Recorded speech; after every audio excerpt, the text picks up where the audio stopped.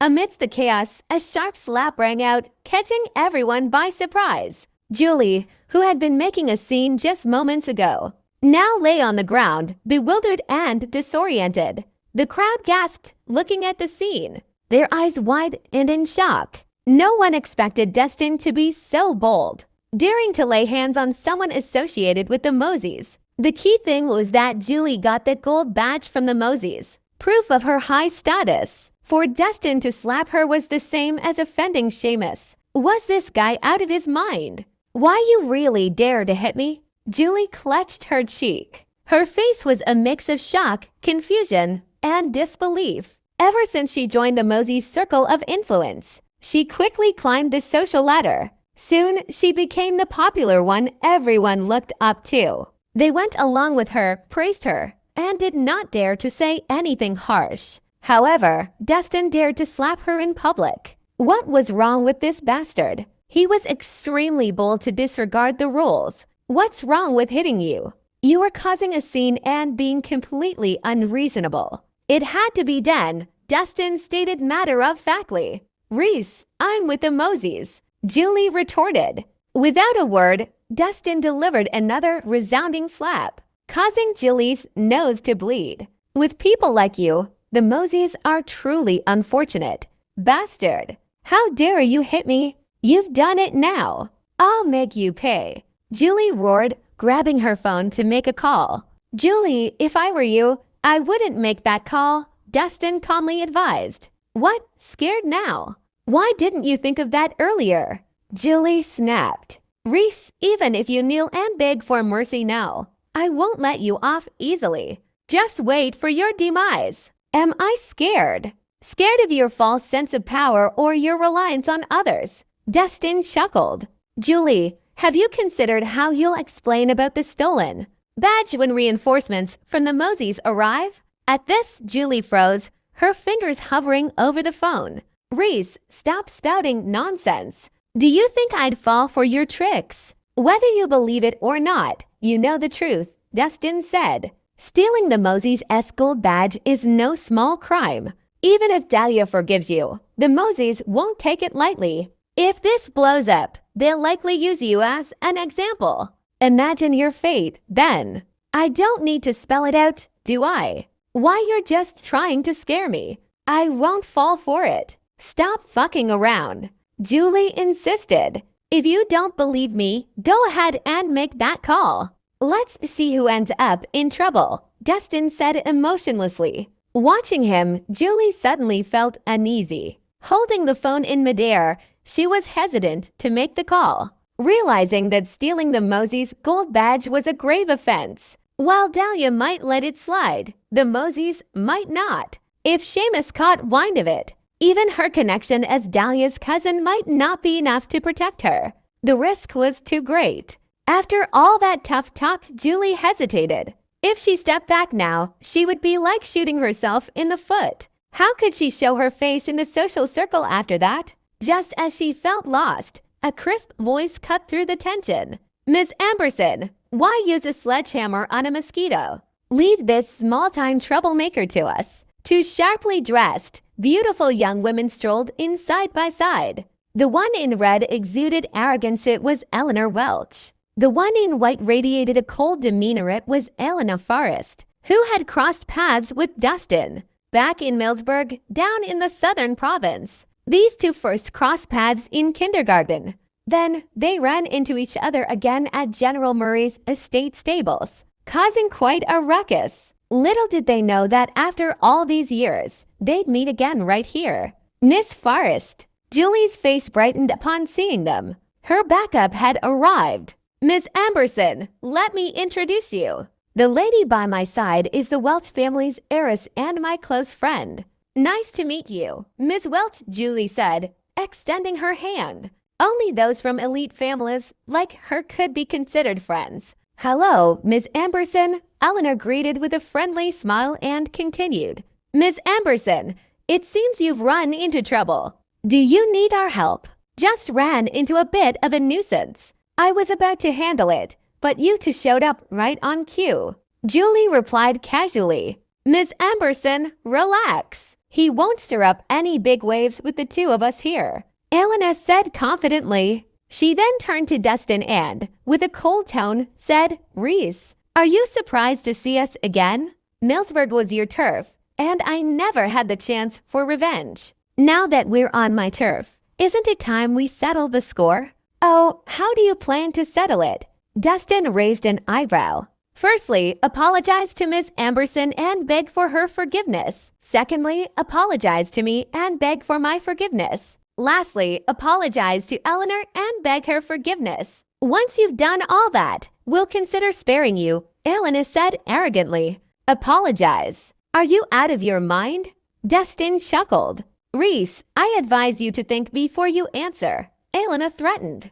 "I represent the Forrest family, Eleanor represents the Welch family, and Miss Amberson represents the Moseys. Two of us are from elite families and one from an ancient house. In Oakville, who can contend with us? If you don't want to die miserably, follow our orders." These words caused quite a stir around them. Whoa, this guy is fearless. He actually offended so many influential families in one go. Two elite families and an ancient house. How is he going to survive that? If it were me, I'd probably be scared stiff. Whispers filled the air, and everyone looked at Dustin with a mix of admiration and, more prominently, sympathy. He might have a grim tomorrow if he didn't make amends with these three heiresses today.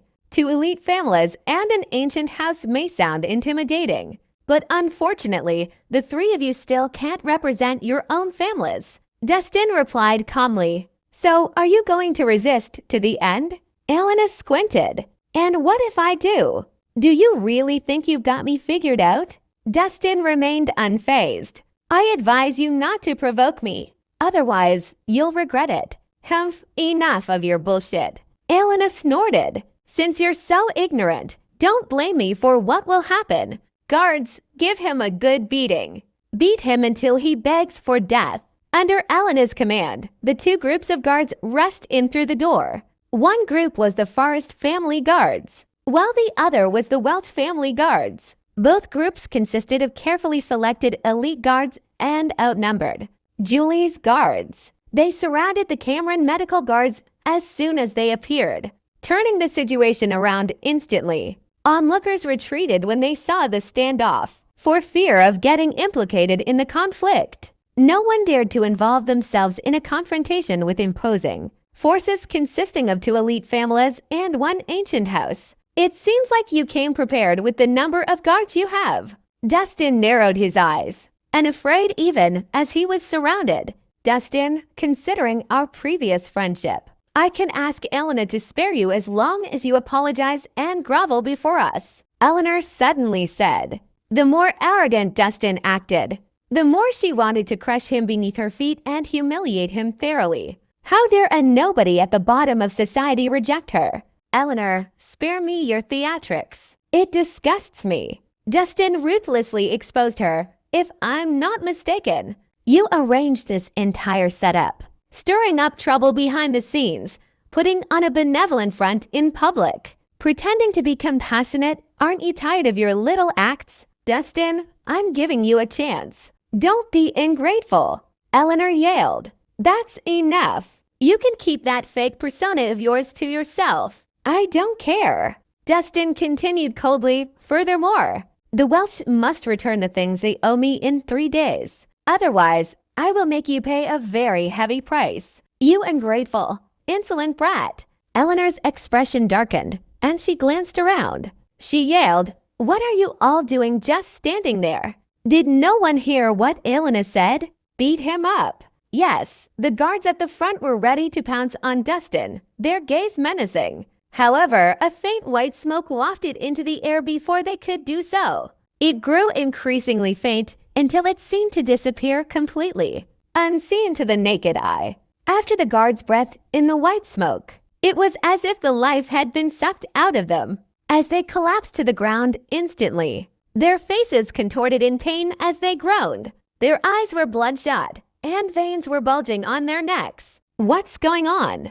The sudden turn of events left Eleanor and her group bewildered. In their eyes, the guards had just collapsed suddenly. However, the situation didn't end there as the mysterious phenomenon continued. Members of the Welch family, the Forrest family, and Julie's 10 or so guards began to fall one after the other. There were about 50 to 60 of them in total. The guards fell like dominoes, every one of them displaying identical symptoms. Their faces contorted in pain, their bodies convulsed, and their eyes were bloodshot. Those with more serious symptoms were even bleeding from their nose. It was a terrifying sight. In just a few moments, the guards Eleanor, Elena, and Julie had brought were all lying on the ground. What happened?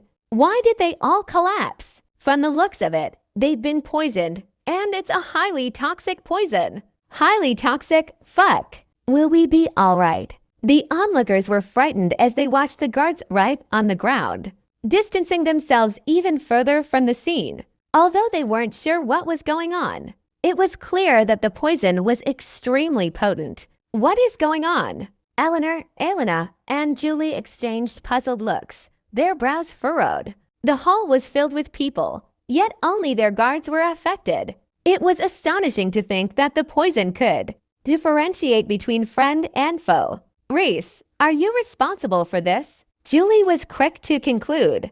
Don't blindly accuse me. I didn't do anything. Dustin shrugged. You still dare deny it? You clearly did this. You rotten bastard. Reese, you'd better hand us the antidote. Otherwise, if anyone dies here, I will send you with them. Elena yelled. The guards she brought today were from the elite ranks of the Forrest family. They weren't only skilled, but also extremely loyal. The Forrest family had invested considerable resources in training these elite guards. She would be held accountable if they all died here upon her return. She might even be punished by house law. 1. I told you.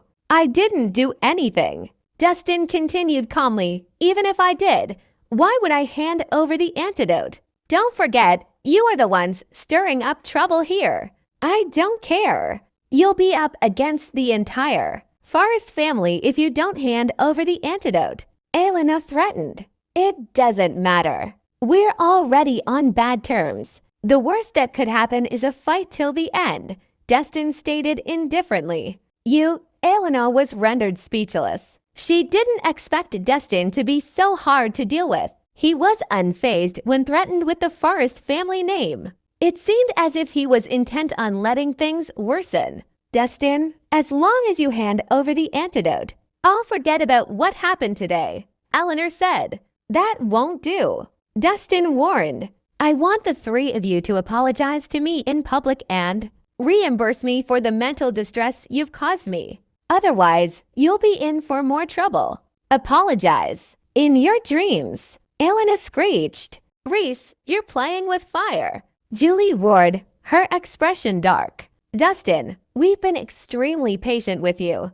If you insist on being stubborn, you'll suffer the consequences. Eleanor threatened. They were of high status, having power and influence. They would never apologize to the scum of society. If news spread that they did, how could they ever show themselves in public again? Wait, my body, suddenly, Elena noticed something strange. She was about to say something when her legs went numb, and she collapsed onto the ground. My head hurts. Elena grabbed her head, looking miserable as she groaned. Elena. Eleanor's expression shifted dramatically. She was about to help her up when she collapsed, too. Julie was no exception. They had the same symptoms as the guards that collapsed earlier. Their body convulsed, their head was hurting, and their eyes were bloodshot. Dustin, what did you do to us? Eleanor yelled weakly. He didn't do anything. It was me. Right then, Abigail walked up to them. She continued with a smile. I'll be honest. This is my newest creation, so only I have the antidote. Those affected by it will find themselves weak all over, have a terrible headache, and finally bleed to death. Of course, there's no need to be nervous. It'll only take a short 3 to 5 minutes till death. So hang in there. It'll be over soon. Abigail looked just like the girl next door. However, Elena, and Julie felt a chill run down their spines as they gazed at her, breaking out in cold sweat. Despite her harmless appearance, the words that came from her lips were horrifying. She poisoned them yet was telling them to endure it. What a psycho! Who are you? How dare you poison us? Elena screamed fiercely. That's not important. The issue now is, what will you choose? Abigail smiled. You only have two options. Either you succumb to my poison, or you apologize to Dustin and pay reparations. We'll never apologize, Elena declared indignantly. However, as soon as she spoke, her headache intensified, and she groaned. I don't care who you are. Hand over the antidote right now. Otherwise, you'll suffer the consequences. Eleanor attempted to continue with her threats. Consequences! Abigail squatted down with a smile and looked at Eleanor quietly. She then said, Your last name is Welch, right? If I poisoned your entire family, what consequences exactly would I be suffering? You wouldn't. Eleanor's eyes widened. She was shocked and angry. This woman must be a psycho to threaten the entire Welch family. However, she somehow felt that Abigail might actually carry out such a threat. Try me, Abigail smiled. After you die, I'll make sure your entire family follows you. That way, you won't be so lonely down there. What do you think? Aren't I considerate? You're crazy. Eleanor gritted her teeth, feeling her blood curdle. You have 5 minutes left to think about it. Abigail put up 5 fingers and waved them in front of the 3 women. She continued with a smile, The poison will kill you all after 5 minutes. And it'll be too late for regrets then. You bitch. I'm one of the Moseys. If you kill me, the Moseys will never forgive you. Julie screamed cowardly, hoping the Mosey name would instill fear. Oh, so what? Abigail remained unmoved. You won't be alive to witness anything anyway. Why do you care what happens to me after? You. Julie was exasperated. She was exactly like Dustin, and afraid of threats and retaliation because they had nothing to lose. I can't take this any longer. My head is going to explode. Elena grabbed her head, screaming as blood oozed from her nose. Her face contorted hideously from the pain. It was possible that she was suffering the most due to her being the weakest. Don't worry. Take a deep breath. There are 3 minutes left. It'll be over before you know it, Abigail reminded them kindly. However, the onlookers felt a chill run down their spines at her words. Handsome, what if something really happens to them? Lana looked at Dustin, feeling apprehensive. Abigail appeared innocent and cute, but her actions were insane. If the 3 women died here, their families would be furious. Everyone involved would suffer dire consequences then. Don't worry. I'll deal with anything that happens. Dustin was calm. The women were prideful and cherished their lives. He was certain that they would give in soon. The antidote. Give me the antidote. I was wrong. I'll apologize. Give me the antidote. Tormented by the pain, Elena couldn't take it any longer and started to cry for mercy. Abigail remained squatted, her hands supporting her chin. She showed no signs of reaction. My head is killing me. I can't take it anymore either. I'm willing to apologize and pay reparations. Now give me the antidote. Julie gave in as well. Suffering humiliation was nothing compared to losing their lives. It wasn't the first time, anyway. Abigail continued looking at Eleanor without any reaction. Eleanor, hurry up and apologize. This woman is insane. If you don't apologize, we're going to die here. Elena panicked and shouted in desperation. If you don't speak soon, your friends are going to die, Abigail said with a smile. Eleanor, what the hell are you doing? Just apologize already. Even if you want to die, don't bring us down with you. Elena roared at her. Why did she insist on keeping up the act? They were all the same and would give in the end anyway. Fine, I'll apologize. Give us the antidote, Eleanor said through gritted teeth. That's a good girl. Abigail smiled and waved her hand. A faint green dust rose in the air and slowly descended like fine rain, falling on everyone. Their excruciating headaches finally subsided as they inhaled the dust, but their bodies remained weak. "It's time for your performance now." Abigail clapped and stood to one side. "I'm sorry. We were wrong. We shouldn't have stirred up trouble.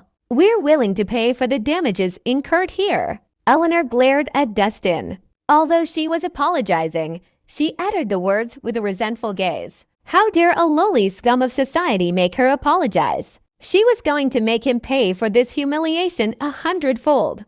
After catching their breaths, Elena and Julie apologized as well. There was nothing they could do for now, but they would seek revenge next time. "Forget about it. I'm in a good mood today and won't hold it against you. Just pay $100 million in compensation for my mental distress," Dustin stated calmly. "What, $100 million? Why don't you rob the bank instead?" Julie exclaimed in shock. "What, are you unwilling to pay?" Abigail narrowed her eyes. She said with a smile, "I have over 100 types of poison with me. Do you want to try them out?" The corner of Julie's mouth twitched. Instantly, she was rendered silent. She could only make a call to ask for the money. Regardless, she just had to get through this. A moment later, several cars stopped at the entrance of Cameron Medicals. Soon after, a man and a woman strode in confidently, accompanied by several bodyguards. The man had a slender figure and was quite handsome. He also had protruding cheekbones. He also had thin lips, giving him a somewhat unfriendly look. The woman, on the other hand, wore a red dress. She had a cold air to her, but she was stunning. As soon as she appeared, she captivated everyone present. Even though Lana was a beauty ranked on the beauty ranking, she was overshadowed by the woman in red in both looks and presence. "It's her?" Dustin couldn't help but frown slightly at the sight of the woman. That was because it was none other than his ex-wife, Dahlia Nicholson. She's so beautiful and dignified. Who is this beautiful woman? Why haven't I seen her before? Just look at her posture and presence. She must be ranked high on the beauty ranking. Dahlia's appearance caused quite a stir. Regardless of gender, everyone was captivated, even though there were many beautiful women in the refined and sophisticated city of Oakville, which was filled with talented individuals. A woman of her allure was a rare sight. Her cool and noble temperament appeared almost otherworldly. It was as if she had just stepped out of a painting. "Dahlia." Upon seeing the newcomers, Julie's face brightened as if she had encountered her savior. She immediately went up to greet them. "I asked you to come here to discuss business. Instead, not only did you fail, but you also ended up having to pay $100 million for the damages. What exactly happened?" Dahlia asked coldly. Julie found herself at a loss of words. She couldn't admit that she had flaunted the Mosey family's badge, made a scene, and got schooled, could she? "Ms. Nicholson, this was what happened." Elena quickly reacted and exaggerated the situation as she explained. When she was done, she added, "Ms. Nicholson, we were just offering him some friendly advice. Instead of being grateful, he even poisoned us and demanded compensation. He's gone overboard." "Is that so? Who dares poison people so openly?" Dahlia questioned coldly. "It's Dustin and that woman. The two of them conspired all this." Elena pointed at them. After seeing Dustin, Dahlia frowned. She was surprised. "It's you. What are you doing here?" Dahlia found it weird that she felt a sense of familiarity whenever she saw him. "Can't I be here?" "I'm also a shareholder of Cameron Medicals," Dustin replied impassively. "Dahlia, do you know this guy?" Suddenly, the mean-looking man beside her spoke up. This man was Scott Mosey, one of Seamus's godsons. He was a brilliant businessman but was cunning and would do anything for profit. "I've seen him a few times." "We're not close," Dahlia said. "I see," Scott responded with a smile. His gaze toward Dustin turned colder. Since they weren't close, he had nothing to worry about. "Dustin, do you know the consequences of poisoning and extortion?" Dahlia asked coldly. "I was the one who used poison." "It has nothing to do with Sir. If you want to take revenge, Come at me, Abigail said bluntly. Dustin, are you not ashamed of letting a young lady take the blame for you? Dahlia said with a sharp gaze. Miss Nicholson, you accuse us as soon as you speak as if it was our fault. Why don't you ask what your friends here have done? Dustin asked calmly, regardless of what they've done. It doesn't justify your use of poison and harming people. Dahlia claimed indignantly. So what you mean is that only they can bully us, but we aren't allowed to retaliate? So powerless people like us can only ever be terrorized and humiliated by powerful people like you. Is it a sin to even think about protecting ourselves? Dustin mocked. Despite losing her memories, Dahlia remained the same. She was still prejudiced and self-righteous. She never got the situation straight before jumping to conclusions. I don't understand what you mean. Dahlia frowned slightly. My people came today to discuss business. As a shareholder of Cameron Medicals, you should treat them with courtesy instead of resorting to threats. We would naturally welcome them if they were guests. But if they are enemies, don't blame us for being rude, Dustin retorted. What? You've made a mistake and stirred up trouble. Yet you don't feel any remorse? Dahlia frowned. Miss Nicholson. This was a misunderstanding. Lana suddenly stepped up and smiled apologetically. Ms. Amberson here insisted on cutting the line earlier. She even showed off the Mosey family badge, intimidating us in various ways. We resisted, but she threatened to damage our company instead. Dustin just acted impulsively in a fit of anger. Is that so? Dahlia turned toward Julie. Julie's expression stiffened, but she quickly put on a bold front and explained. Dahlia, don't listen to their nonsense. I came here to discuss business sincerely. But Dustin sought revenge and tried to kick us out. I was too angry and spoke a few harsh words, but nothing more. That's right, Miss Dahlia. I can testify that it's all Dustin's fault. Elena immediately spoke up.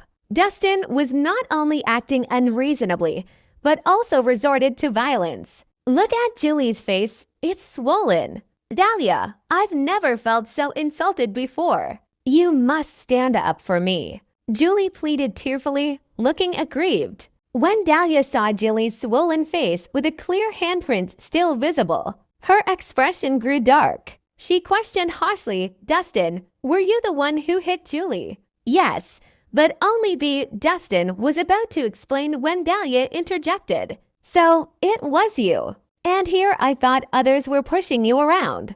It turned out that you were the bully. How dare you claim innocence? Dustin frowned. His expression turned grim.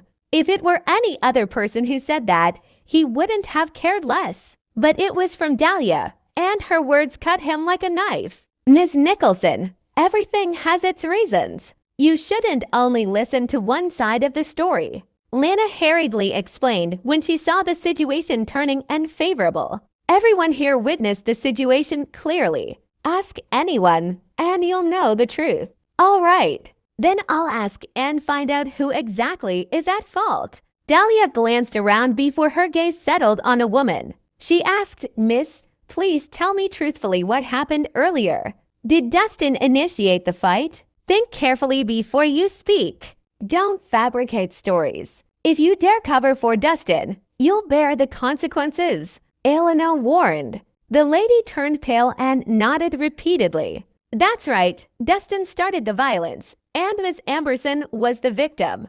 I saw everything. What? Lana frowned when she heard her. She didn't expect her to lie so boldly in public. However, upon second thought, it seemed understandable. Who would dare offend two of Oakvale's greatest families and one of the ancient houses? Even if they did something wrong, it could be covered up with their influence. Dustin, what else do you have to say? Dahlia's expression turned cold when she got her answers. She commanded, I order you now to apologize and compensate Julie immediately. That way, you still have a way out. Otherwise, poisoning alone is enough for you to spend half of your life in prison.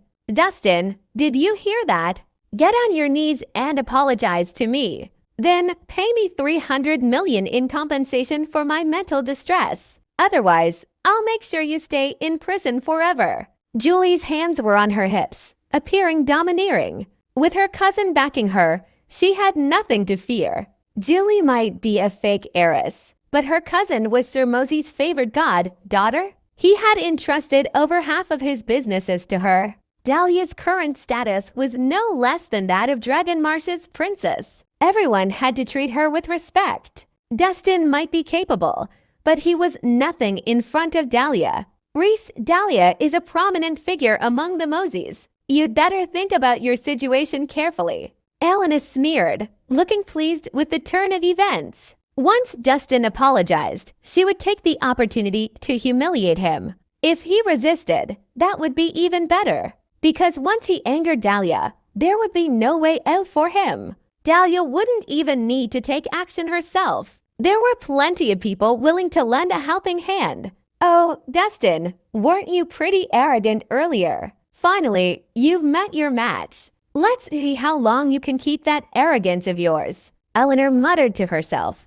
her gaze filled with malice. Handsome, why don't we just apologize? Otherwise, we might get into huge trouble. Being humiliated is better than losing our lives, Lena advised softly. She knew about Dahlia and Scott. Both of them were the core members of the Mosey family. They were powerful and influential and could dispatch the Mosey family forces freely. Dahlia, in particular, controlled over half of the Mosey's businesses and was set to inherit Seamus's legacy. Lena couldn't afford to offend such powerful people. Dustin, I'm giving you an opportunity right now. Don't be stubborn. Dahlia ordered coldly. The act of poisoning is no small matter. But if Dustin admitted his mistake sincerely, she might consider letting the matter go. However, if he remained stubborn, she wouldn't bother showing mercy. I'm sick and tired of these words. The truth is clear to everyone present,